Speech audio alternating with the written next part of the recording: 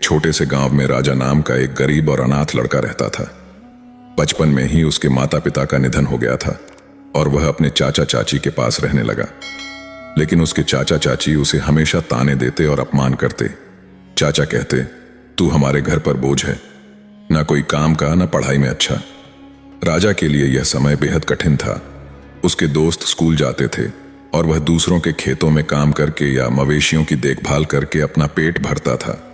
एक बार राजा ने एक किसान के यहाँ मवेशियों की देखभाल का काम शुरू किया, लेकिन कुछ ही दिनों में गाय बीमार हो गई और दूध देना बंद कर दिया। किसान ने गुस्से में राजा को निकालते हुए कहा, तू अपशगुनी है, तेरी वजह से मेरे मवेशी भी खराब हो गए।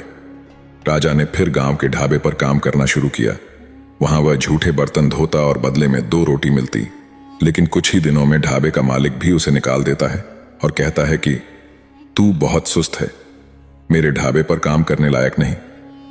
हर बार असफल होने के बावजूद राजा ने हार नहीं मानी। जब भी उसे अपमानित किया जाता वह खुद से कहता, अगर मैं हार मान लूं तो मेरी जिंदगी हमेशा ऐसी ही रहेगी, मुझे लड़ना होगा।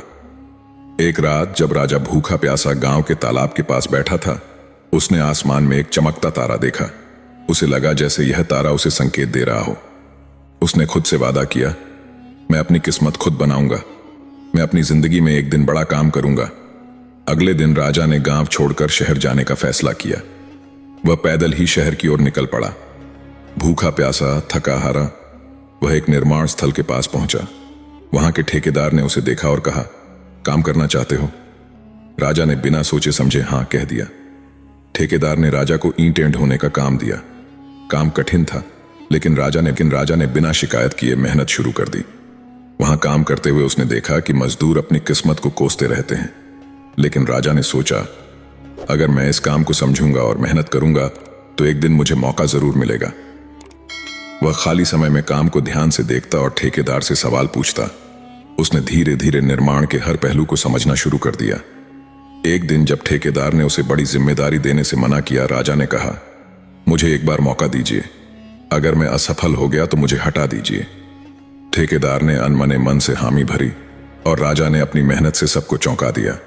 राजा की लगन ने मजदूरों के बीच उसे लोकप्रिय बना दिया।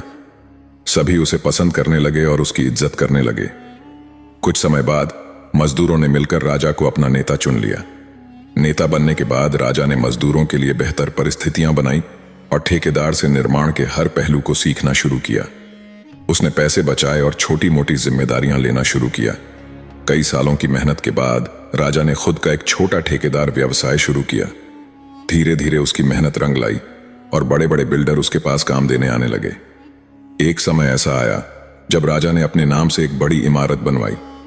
वह अब एक सम्मानित और सफल व्यक्ति बन चुका था। जब राजा अपने गांव लौटा तो वही लोग जो कभी उसे ताने मारते थे अब उसकी तारीफ कर रहे थे। राजा ने गांव में एक स्कूल खोला ताकि गरीब बच्चे पढ़ाई कर सकें। उसने अनाथ बच्चों के लिए एक अनाथालय भी बनवाया।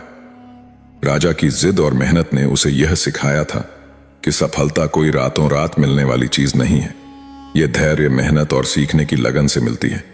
असफलता आपको तोड़ सकती है, लेकिन अगर आप जिद्दी हैं तो वह आपको और मजबूत भी बना सकती है।